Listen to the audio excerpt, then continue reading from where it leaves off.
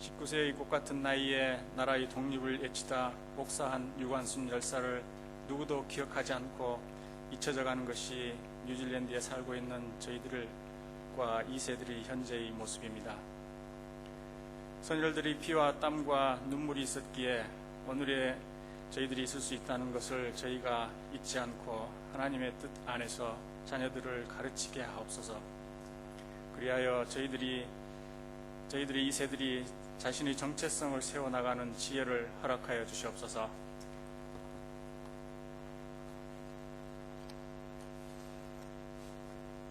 박지훈 전도사님의 말씀에 저희가 귀 기울이기를 원합니다.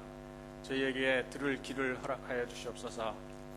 귀한 말씀을 듣고 그 말씀 따라 구원받은 자의 사명을 잘 감당해 나가도록 힘을 주시고 축복하옵소서. 하나님께서 세우신 한유리교회를 섬기는 남우택 목사님을 축복하시고 그 가정을 축복하여 주시옵소서. 저희들 역시 목자이신 담임 목사님을 더욱 사랑하고 존경하기를 원합니다. 세상이 존중하며 흠모하는 한유리교회 공동체가 되기를 기도합니다. 감사드립니다. 우리 주 예수 그리스도 이름으로 기도드렸습니다.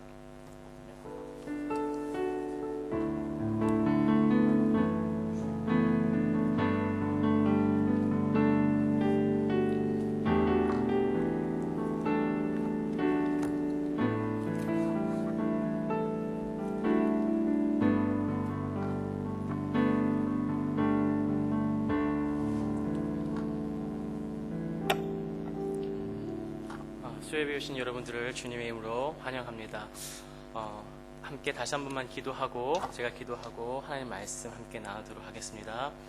사랑의 하나님 아버지, 하나님 말씀을 듣습니다.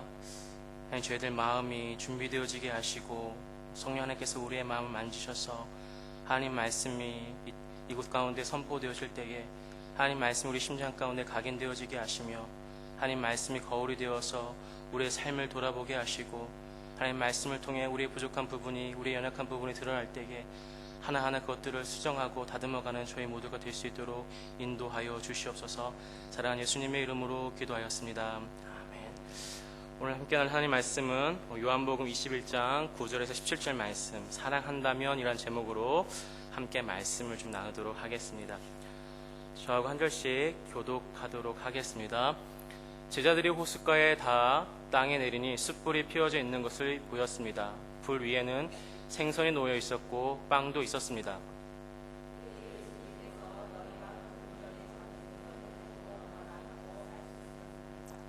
시몬 베드로가 배에 올라가 그물을 호숫가로 끌어당겼습니다.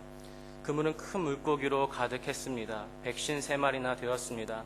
고기가 그렇게 많았는데도 그물은 찢어지지 않았습니다.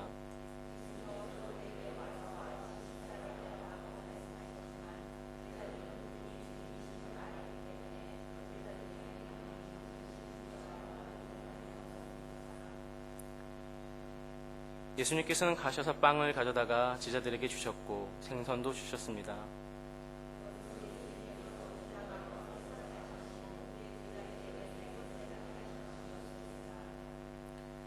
그들이 식사를 다 마쳤을 때 예수님께서 시몬 베드로에게 말씀하셨습니다.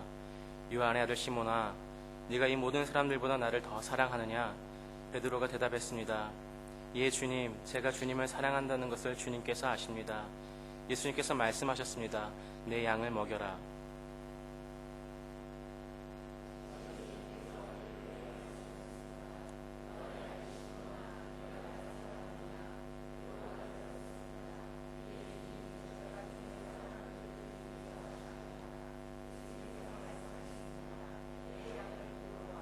함께 읽겠습니다.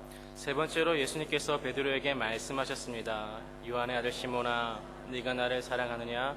예수님께서 자기에게 세 번씩이나 네가 나를 사랑하냐고 물으셨기 때문에 베드로는 거의 울상이 되었습니다. 그리고는 예수님께 대답했습니다. 주님, 주님께서는 모든 것을 아십니다. 제가 주님을 사랑하는 것도 주님께서는 알고 계십니다. 예수님께서 베드로에게 말씀하셨습니다. 내 양을 먹여라. 아멘. 작년 2010년 12월 17일부터 17일까지 열흘간 저희가 태국 단기 선교 여행을 다녀왔습니다. 갔다가 바로 보고를 드렸어야 되는데 제가 한국에 잠깐 머물고 왔기 때문에 보고할 기회가 없어서 저희가 영상을 만들어서 이렇게 대신 보고를 먼저 하고 말씀을 나누려고 합니다. 학생이 이 영상을 만들었기 때문에 다소 조금 코믹한 부분도 있고 이렇게 점잖지 못한 부분들이 있는데 삼가 여러분들에게 먼저 미리 양해의 말씀을 드립니다. 그냥 아이가 만든 거라 생각하시고 귀엽게 봐주셨으면 좋겠습니다. 먼저 영상 보고 함께 말씀 나누도록 하겠습니다.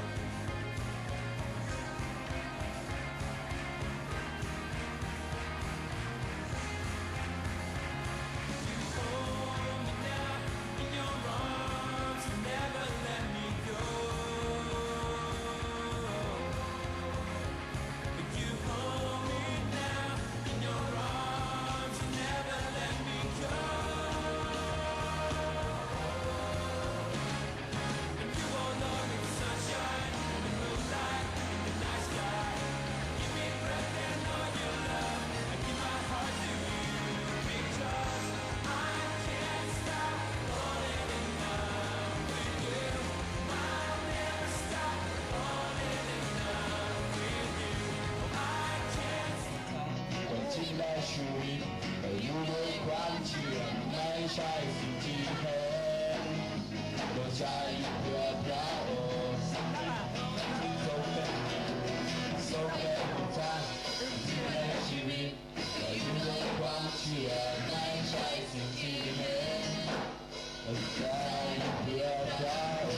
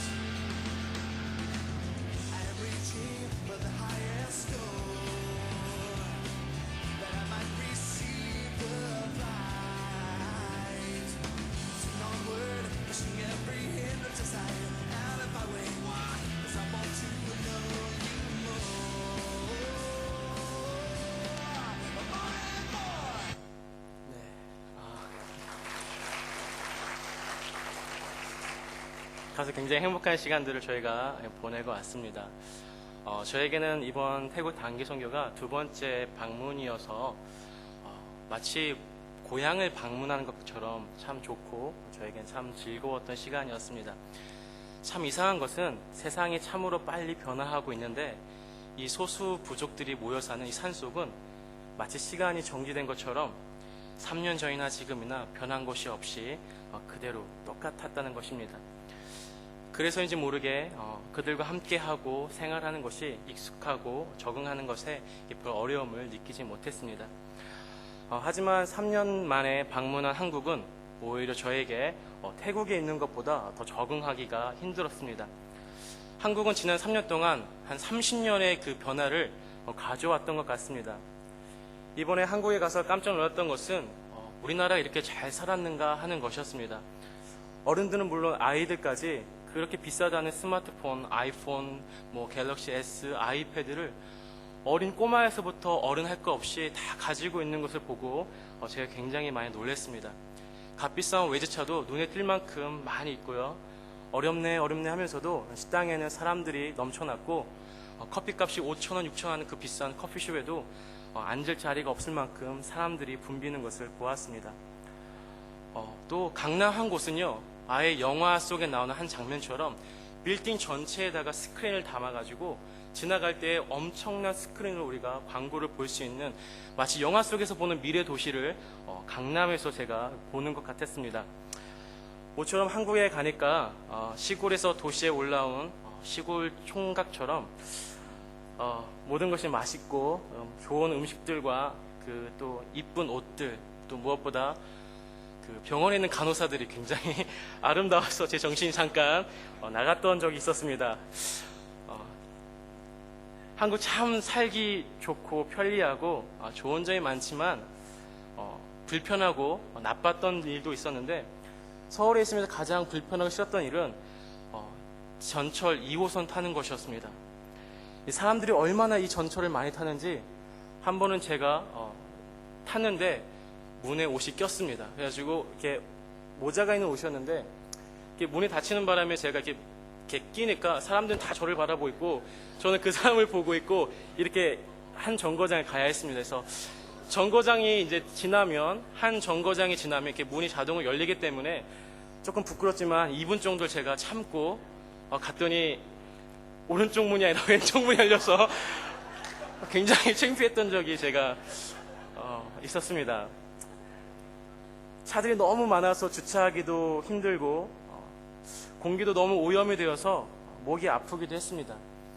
그런데 이번 한국 방문에서 가장 불편하고 가장 마음이 아팠던 것은 전철에 사람이 많은 것도 아니고 주차 문제도 아니고 공기 오염, 에어 폴루션도 아니라 스피리추얼 폴루션, 영적 오염이 제 마음을 참 불편하게 하고 어렵게 했습니다. 제가 한국에 도착하자마자 한 사건이 터졌는데, 그것은 우리 대한민국 대통령, 우리 이명박 대통령이 다니시는 그 소망교회에서 담임 목사님이 부목사님에게 맞으셔가지고 전치 4주의 부상이 났고, 이게 온 뉴스에 기사화가 됐던 것이었습니다. 가장 거룩하고 가장 인격적으로 성숙해야 할 이 목사님들이 주먹을 휘두르는 일이 벌어졌고, 그 사건으로 인해 많은 목회자들과 교회들이 세상 사람들에게 다시 한번 욕을 얻어먹어야만 했습니다. 한국에 있는 동안 저희 아버지가 영화를 참 좋아하셔서 이제 효도한다는 뜻에서 아버지를 모시고 영화를 보러 2번 갔었습니다. 그래서 한 번은 황해란 영화를 보는데, 영화가 너무나 잔인해가지고 그냥 눈 뜨고 볼 수가 없었습니다. 그래서 영화를 보는 중간중간 제가 목도리를 들고 있었는데, 그 목도리를 이렇게 눈을 이렇게 가려야만 했었습니다. 또 한 가지 영화는 심장이 뛴다라는 영화였습니다. 이 영화는 전에 보았던 황해란 영화처럼 잔인하거나 민망한 야한 장면이 나오지도 않았었습니다. 그런데 이 영화를 보는 내내 오히려 황해란 영화를 볼 때마다 제 마음이 더 불편하고 제 마음이 더 어두워지는 것을 제가 느낄 수 있었습니다. 이 영화에 나오는 주인공은 그리스도인으로 표현이 됩니다. 그래서 딸이 심장병에 걸려서 그 딸을 위해서 이 어머니가 혼자서 이 아이를 키우면서 기도를 합니다. 영화의 첫 장면에 이 엄마가 기도하는 모습이 나옵니다. 근데 이 아이의 상태가 점점 안 좋아지자 한 사람이 이 뇌사 상태에 빠졌다는 이야기를 듣고 심장 이식을 빨리 해야 되는데 이 뇌사 상태에 빠진 사람이 죽지 않자 그 사람을 납치를 해가지고 이 살아있는 사람의 심장을 꺼내서 자기 딸에게 주려고 하는, 자기 딸을 살려내기 위해서라면 도덕적으로, 윤리적으로, 그것이 신앙적으로 어긋나는 일을 할지라도 수단과 방법을 가리지 않는 여자로 그려지고 있었습니다.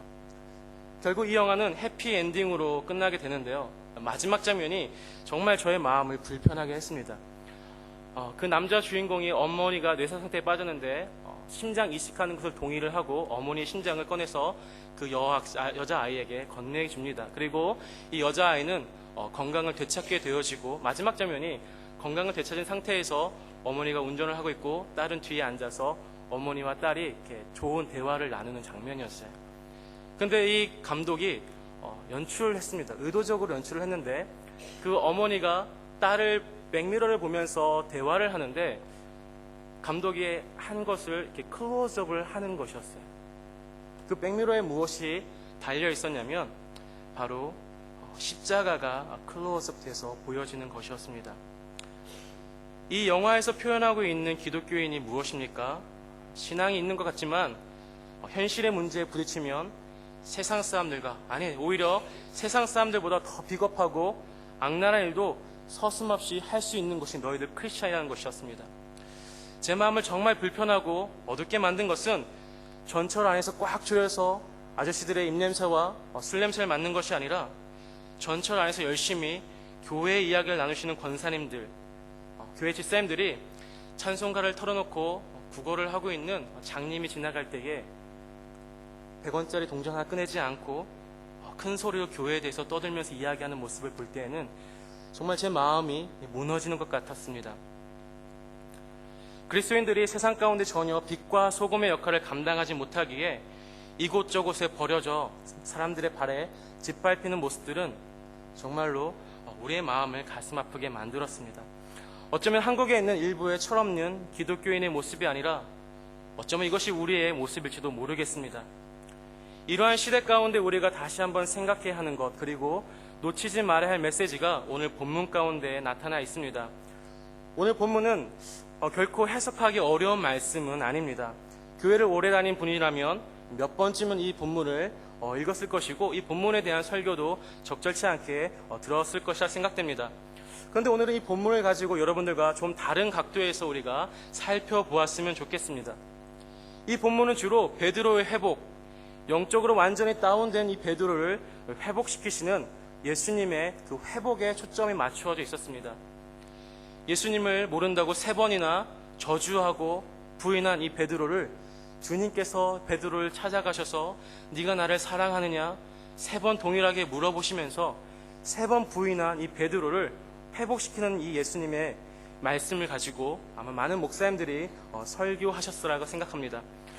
그런데 오늘 이 본문 속에서 우리가 다시 한번 생각해보고 찾아야 하는 또 다른 메시지는 바로 예수님이 베드로에게 던진 질문 가운데 담겨져 있습니다.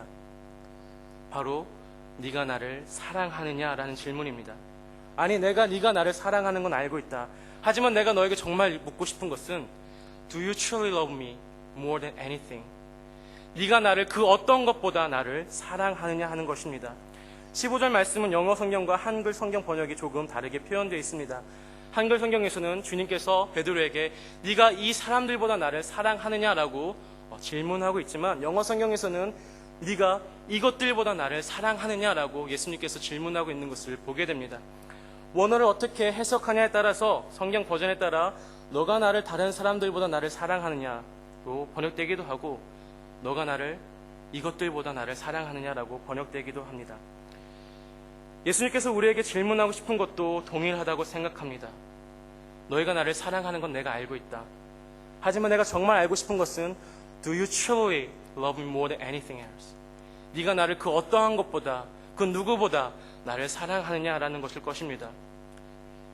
이 질문에 대해서 네 그렇습니다라고 대답하지 못하는 것이 우리 현대 그리스도인들이 가지고 있는 우리가 가진 가장 큰 문제인 것 같습니다. 예수님을 사랑하긴 하지만 예수님보다 더 사랑하는 것이 우리 안에 많이 있다는 것이 우리가 가진 문제라는 것입니다. 그러다 보니 예수님보다 더 사랑하는 것을 가지기 위해서 그것을 얻기 위해서 세상과 타협하고 예수 그리스도를 포기하고 신앙을 포기하는 일들이 일어나는 것입니다.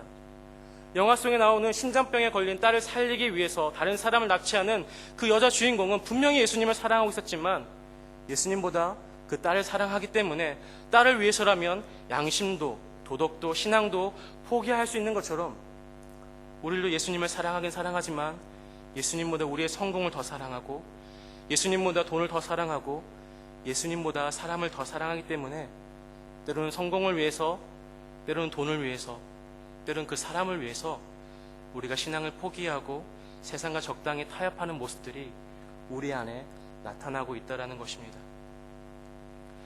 아마 여기에 앉아 계신 여러분들 가운데에 예수님을 사랑하지 않는 사람은 한 사람도 없을 것입니다. 하지만 중요한 것은 예수님을 사랑하는 것이 아니라 예수 그리스도를 가장 사랑하는가, 사도 바울처럼 예수 그리스도를 가장 귀한 것으로 여기는가 하는 것일 것입니다. 우리들이 예수 그리스도를 가장 귀한 것으로 여기는지 예수 그리스도를 가장 사랑하는지 아닌지를 알 수 있는 방법이 하나 있습니다. 그것은 바로 우리들이 내리는 선택의 기준, 우리 삶의 우선순위를 들여다보면 잘 알 수가 있습니다. 예수 그리스도보다 내 자식을 더 사랑하게 되면 주님의 내 아이를 통해 하고자 하신 일에 순종하기보다는 내 뜻대로 내 방식대로 내가 원하는 대로 아이를 키워가게 됩니다. 예수 그리스도보다 돈을 더 사랑하게 되면 어떤 비즈니스나 직장이나 또는 심지어는 사랑하는 사람을 선택할 때도 돈이 그 기준이 되고 맙니다. 예수 그리스도보다 내 감정을 더 사랑하게 되면 상대방에게 하지 말아야 할 말인 것을 분명히 알면서도 내 감정대로 내가 담아낸 대로 말을 하고 행동을 하게 되는 것입니다. 우리 집사님들이 자녀들에게 대학의 전공을 무엇을 할 것인지 또 우리 자녀가 어떤 직업을 선택해야 하는지 조언을 해주실 때에 어떠한 것을 기준으로 말씀해 주고 계십니까? 혹 자녀들이 단지 돈을 잘 벌 수 있는 것을 기준으로 대학의 전공과 직업을 선택하도록 조언한다면 너무 뻔하지만 여러분들에게 있어 예수님보다 더 사랑하는 것은 돈인 것입니다. 우리가 아무리 그 무엇보다 그 누구보다 바꿀 수 없네 예배드림이 기쁨 됩니다라고 우리가 찬양한다 할지라도 우리의 찬양은 거짓 고백일 수밖에 없는 것입니다. 두 번째로 예수님께서 오늘 본문을 통해서 베드로와 우리에게 주고자 하시는 또 다른 메시지는 바로 사랑한다면 책임지는 것이다라는 것입니다. 이번 한국에 있는 동안 태어나서 처음으로 남산타워라는 곳에 한번 케이블카를 타고 올라가 보았습니다. 마운틴 이든에서 보던 야경과는 비교할 수도 없을 만큼 서울의 야경은 굉장히 화려하고 아름다웠습니다. 날씨가 매우 춥고 케이블카를 타는 비용이 조금 비싸긴 했지만 정말 올라가 보니까 한번 올라가 보기를 잘했다라는 생각을 하게 되었습니다. 그런데 서울의 야경보다 저의 눈을 더 사로잡고 오랫동안 솔로인 저의 아픔을 더 크게 아프게 만든 것이 있었는데 바로 남산타워에 걸려있는 사랑의 자물쇠였습니다. 자물쇠들이 적어도 수만 개가 걸려 있었던 것 같았습니다. 이 자물쇠가 얼마나 많이 걸려 있는지 저처럼 키가 작은 사람은 까치발을 들어야만 그 서울 야경을 볼 수 있을 만큼 엄청난 양의 이 자물쇠들이 걸려 있었습니다.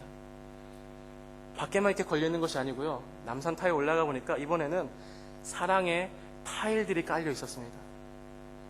그 안에는요, 손바닥만한 사이즈의 타일을 판매를 하는데 10,000원씩 판매를 합니다.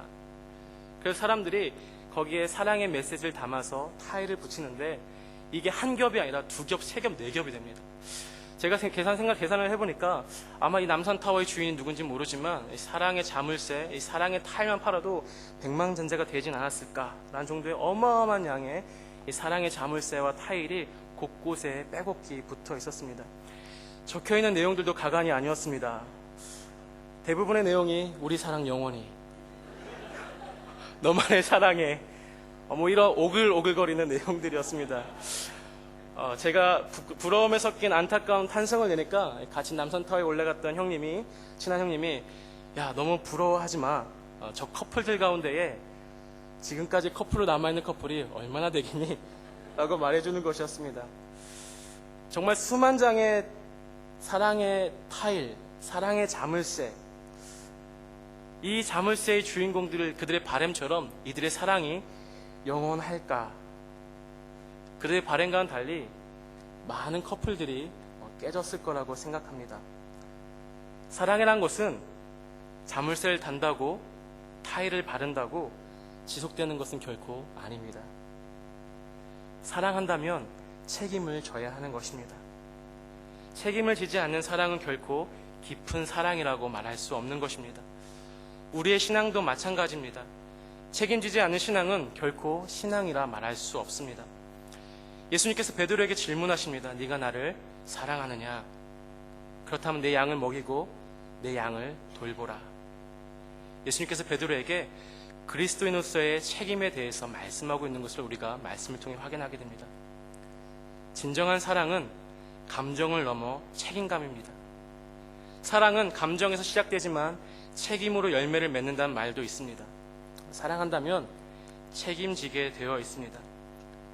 교회에서 뜨겁게 예배하는 사람들, 눈물 흘리며 찬양하는 사람들은 수련회나 코스타에서 열정적으로 뜨겁게 예배하는 사람들을 발견하는 것은 별로 어렵지는 않습니다. 하지만 감정을 뛰어넘어 책임을 지는 사람은 많지가 않습니다. 사랑이란 말이 아니라, 감정이 아니라 책임을 지는 것이라는 것을 예수님께서 오늘 본문 속에서 직접 보여주고 계십니다.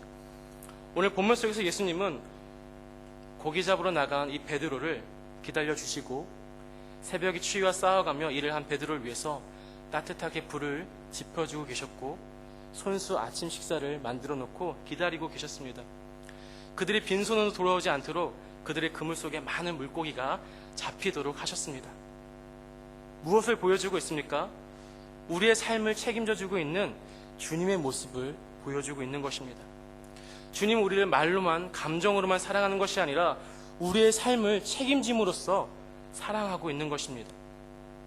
의무감으로 책임을 다하는 것이 아니라 사랑하기 때문에 책임을 져주고 있는 것입니다.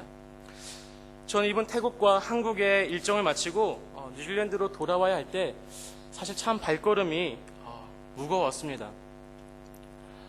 오랜만에 찾아뵀더니 어머니가 많이 늙어 계셨고 잊고 있던 가족의 소중함을 다시 한번 경험했기 때문에 다시 돌아오는 발걸음이 참으로 무거웠습니다. 사랑하는 사람들과 또다시 사랑하는 가족들과 헤어져서 먼 이국 땅에서 혼자 밥 먹고 혼자 자고 혼자 모든 것을 해내가고 모든 것을 참아야 한다는 사실이 사실 제 마음을 조금 착잡하게 만들었습니다. 그런데 공항에 도착해서 교회에 도착해서 제 마음이 다시 뜨거워지기 시작했습니다. 교회 도착해서 교육자실에 도착해서 목사님들과 인사를 나누는데 백 목사님이 저에게 이렇게 말씀하셨습니다. 전도사님이 오신다니까 어제 아이들이 전도사님 세차를 다 해놓고 난리가 났었습니다. 아마 목사님이 아이들이 제 차를 세차했다는 것을 말해주지 않았다면 저는 아이들이 제 차를 세차했는지 모를 정도로 세차를 해도 전혀 티가 나지 않는 사실 똥차이지만 그래도 리더들이 시키지도 않았는데 저를 기쁘게 하기 위해서 세차를 해놓고 기다리는 사실이 저를 감동시켰습니다. 아마 아이들이 의무감으로 제 차를 세차했다면 감동은 없었을 것입니다. 아이들이 저를 사랑하니까 제 차를 세차해 주었던 것이라고 믿고 싶습니다. 예수님도 마찬가지입니다. 우리들이 예수님을 사랑하기 때문에 우리가 책임지기를 원하십니다. 의무감에서 시작된 책임이 아니라 사랑에서 시작된 책임을 예수님은 베드로에게 그리고 우리에게 바라고 계시는 것입니다. 그렇다면 우리의 책임이 무엇일까요? 바로 양들을 먹이고 돌보는 일입니다. 바로 사람들을 사랑하고 우리의 교회를 사랑하는 것입니다. 사랑하기 때문에 전도하고 사랑하기 때문에 헌금하고 사랑하기 때문에 봉사하는 것입니다. 지난주에도 날씨가 참 더웠는데 남들 다 쉬는 토요일 날 네 분의 집사님이 땀을 뻘뻘 흘려가면서 느헤미야 홀에서 묵묵히 타일을 깔고 있는 모습을 보면서 참 많은 감동을 받았습니다. 그 무더운 날씨에 아무도 알아주지 않는데 묵묵히 일을 하고 있는 분들은 제 안에 참 많은 감동을 주었습니다. 그리고 한편으로는 좀 더 많은 분들이 오셔서 섬겨주셨더라면 하는 아쉬움이 제 안에 또한 남았었습니다. 많은 그리스도인들이 말로만 사랑하기 때문에 책임지지 않기 때문에 지금 많은 교회들이 힘을 잃고 죽어가고 있습니다. 한때 부흥을 경험했던 기독교 국가들, 유럽의 국가들은 대부분의 교회들이 술창고로 나이트클럽으로 변한 것처럼 현재 한국 교회도 위기를 맞고 있습니다. 교회들마다 젊은이들이 교회를 떠나가고 있고 교회들이 재정이 없어서 사역을 하지 못하고 있고 선교사님을 후원하지 못해서 선교사님들이 제대로 사역을 하고 있지 못합니다. 모든 예배가 끝난 예배당은 마치 야구장처럼 콘서트장처럼 쓰레기로 넘쳐나고 있습니다. 예배자가 없어서입니까? 교회에 사람이 없어서입니까? 아닙니다. 책임지는 사람이 없기 때문에 그렇습니다. 여러분, 예수님을 사랑하십니까? 그 누구보다 예수님을 사랑하고 계십니까? 그렇다면 우리는 예수님께서 말씀하신 것처럼 빛과 소금의 역할을 감당하는 그리스도인으로 살아가야만 합니다. 은혜 받고 감동받는 그것으로 그치는 것이 아니라 올 한 해 2011년은 주님을 사랑하기 때문에 더 많이 책임질 수 아는 좀 더 성숙한 우리 하늘의교회 성도님 되기를 주님의 이름으로 축복합니다. 우리 한번 이 시간 기도하도록 하겠습니다. 예수님의 질문 가운데 우리의 마음을 한번 비춰보았으면 좋겠습니다. 네가 나를 사랑하느냐? 베드로야, 네가 나를 이것들보다, 이 사람들보다 나를 사랑하느냐? 이 질문을 우리 가슴 가운데 우리가 한번 던져보았으면 좋겠습니다.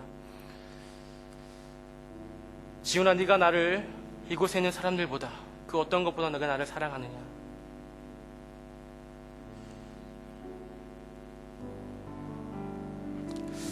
주님을 사랑한다라고 말은 하지만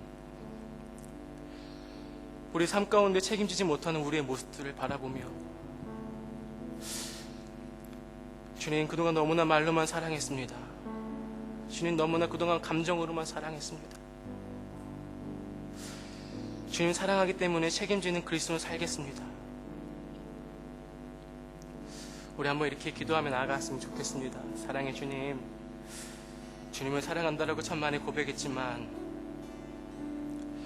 주님을 사랑한다고 말은 많이 했지만, 주님 눈앞에 보이는 많은 것들을 보면서도 보지 못한 것처럼, 모르는 것처럼 한 책임지지 않고 회피했던 적이 얼마나 많은지 우리의 모습을 돌아봅니다.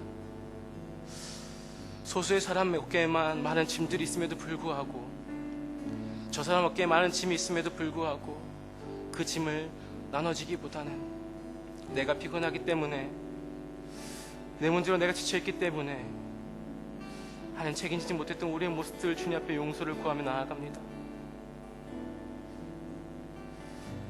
주님, 사랑하기 때문에 책임진 자들 될 수 있도록 인도하여 주시옵소서. 하늘의 교회에 감당해야 할 일이 참 많이 있습니다. 우리가 돌봐야 할 많은 양들이 있습니다. 주님,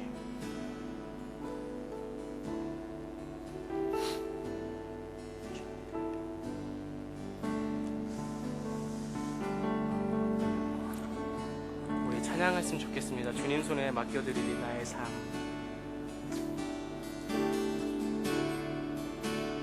주님 손에 맡겨드리리